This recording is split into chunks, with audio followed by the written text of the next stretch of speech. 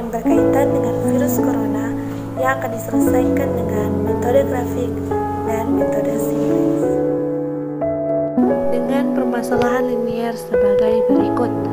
Hand sanitizer adalah APD yang saat ini dipercaya mampu mencegah penyebaran virus corona.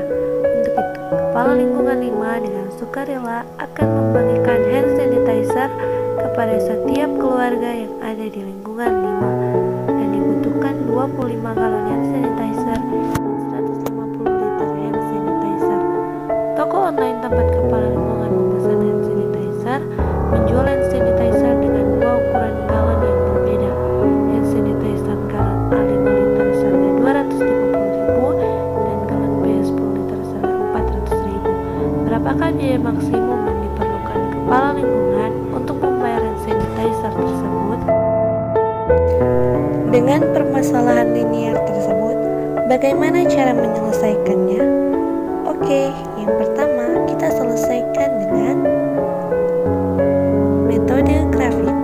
Caranya sebagai berikut. Kita misalkan X sama dengan hand sanitizer galon 5 liter, Y sama dengan hand sanitizer galon 10 liter, dengan kendala 5X tambah 10Y kurang dari sama dengan 150, X tambah Y kurang dari sama dengan 25, X lebih dari sama dengan 0, Y lebih dari sama dengan 0. Untuk fungsi tujuan di sini kita memaksimumkan Z sama dengan 250.000 X tambah 400.000 Y. Langkah pertama, kita akan membawa kendala-kendala yang ada menjadi sebuah persamaan. Di sini kita menemukan pada kendala 1 perpotongannya terhadap X adalah 30,0 dan perpotongan terhadap Y 0,15. Dan pada kendala 2 kita menemukan titik potongnya pada terhadap X 0,25 dan terhadap Y 25,0. Titik-titik tersebut kita gambar pada koordinat kartesius berikut. Di sini daerah yang diarsir adalah daerah visible karena itu merupakan irisan dari semua kendala yang ada. Sekarang kita mencari titik optimum. Pertama, kita menggunakan titik-titik sudut daerah visible. Dan di sini kita sudah melingkari titik-titik sudutnya, ada titik A, titik B, titik C, dan titik D. Di sini titik C belum kita ketahui, maka kita boleh mencarinya dengan metode eliminasi, substitusi, dan gabungan, sehingga kita memperoleh titik C yaitu 20,5. Selanjutnya kita selidiki dengan memasukkan titik-titik pojok ke dalam fungsi tujuan. Di sini kita sudah memasukkan titik A, titik B, titik C, dan titik D ke dalam fungsi tujuan. Di sini titik A menghasilkan 0, titik B menghasilkan 6 juta, titik C menghasilkan 7 juta, dan titik D menghasilkan 6.250.000. Dari tabel tersebut terlihat bahwa nilai maksimum bentuk objektif Z sama dengan 7 juta, yaitu untuk X sama dengan 20 dan Y sama dengan 5.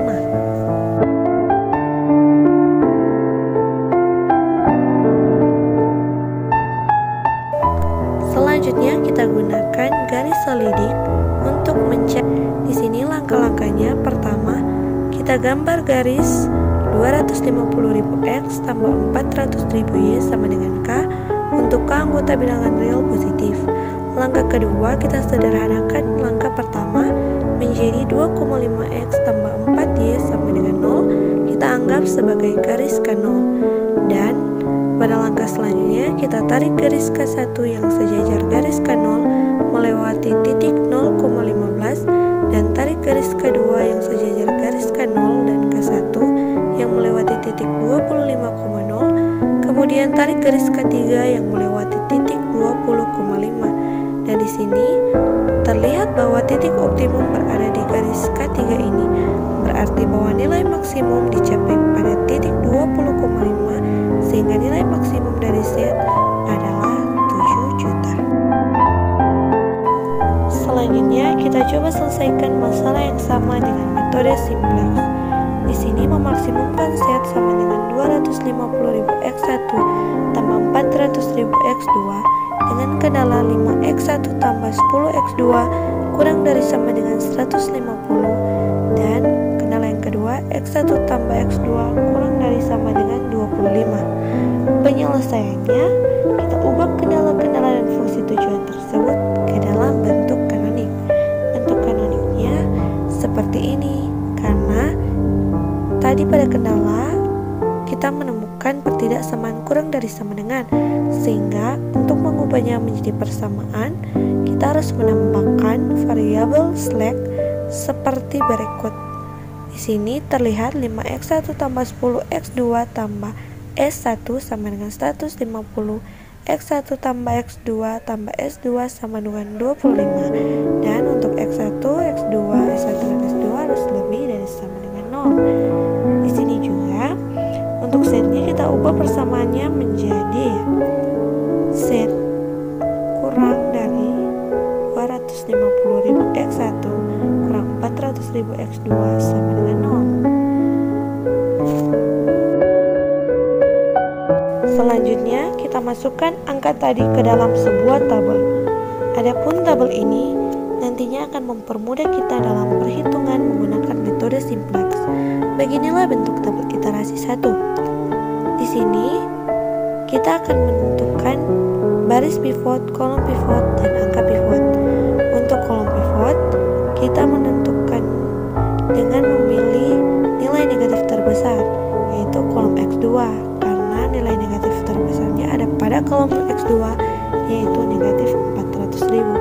Selanjutnya, kita tentukan baris pivotnya dengan membagi kolom pada penyelesaian dengan X2, yaitu 150 dibagi 10 hasilnya 15, dan 25 dibagi 1 hasilnya 25. Kita pilih rasio terkecil sebagai baris pivotnya, yaitu baris S1, karena X2-nya menghasilkan 15. Terlihat bahwa baris S1 memiliki hasil bagi paling kecil, yaitu 15, maka baris pivotnya adalah baris S1. Setelah kita tentukan baris pivotnya, kita tentukan kolom pivot. Kita akan mengetahui angka pivotnya. Apa itu angka pivot? Angka pivot adalah perpotongan dari kolom pivot dan baris pivot.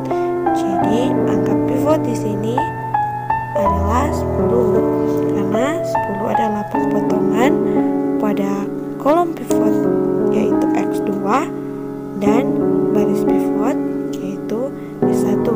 Kita dapat memperhatikan tabel untuk memperjelas.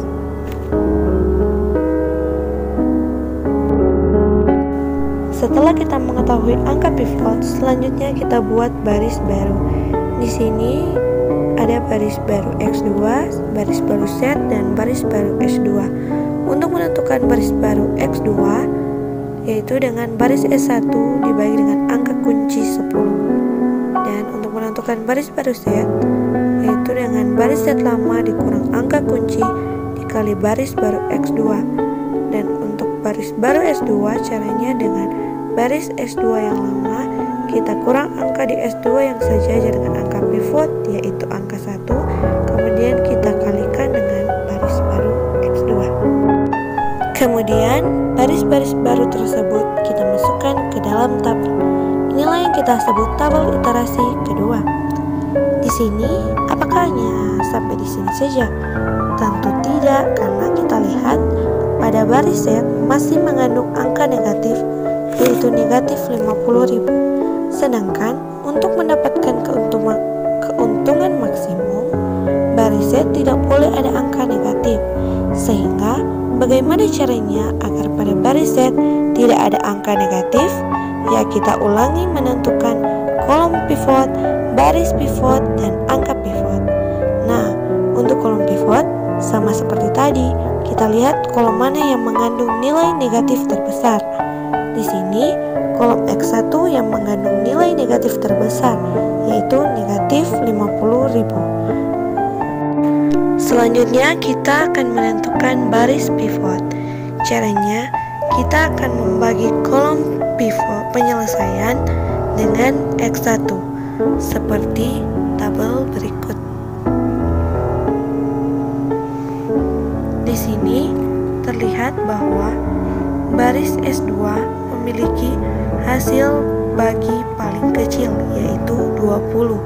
Jadi S2 adalah baris pivot. Dan selanjutnya kita akan menentukan angka pivot, yaitu perpotongan antara kolom pivot dan baris pivot. Jadi angka pivot di sini adalah 1/2, karena 1/2 adalah perpotongan antara kolom pivot X1 dengan baris pivot S2. Di sini kita dapat memperhatikan tabel yang ada. Setelah kita menentukan angka pivot, kolom pivot, dan baris pivot, sekarang kita tentukan baris baru. Di sini baris baru X1 caranya baris S2 dibagi dengan angka pivot, dan untuk baris set lama dikurang angka pivot dikali baris baru X2. Dan untuk baris baru X2, baris X2 lama kurang angka pivot 1 dikali baris baru X1. Kita boleh memperhatikan perhitungan yang sudah dijelaskan. Baris-baris baru tersebut kita masukkan ke dalam tabel berikut.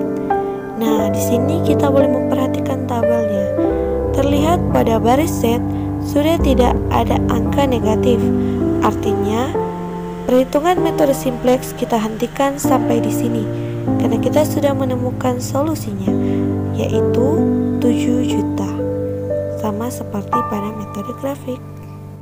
Jadi, dengan demikian, permasalahan linier yang diselesaikan dengan metode grafik dan metode simplex menghasilkan hasil yang sama. Untuk itu, biaya maksimum yang diperlukan kepala lingkungan 5 adalah 7 juta rupiah untuk memesan hand sanitizer di toko online tersebut dan akan dibagikan kepada setiap keluarga yang ada di lingkungan 5. Dengan demikian, kesimpulan ini mengakhiri pembahasan video kita mengenai permasalahan linier mengenai yang berkaitan dengan virus corona yang diselesaikan dengan metode grafik dan metode simplex. Kiranya video ini dapat bermanfaat. Apabila ada salah kata, mohon maaf dan terima kasih. Thank you for watching.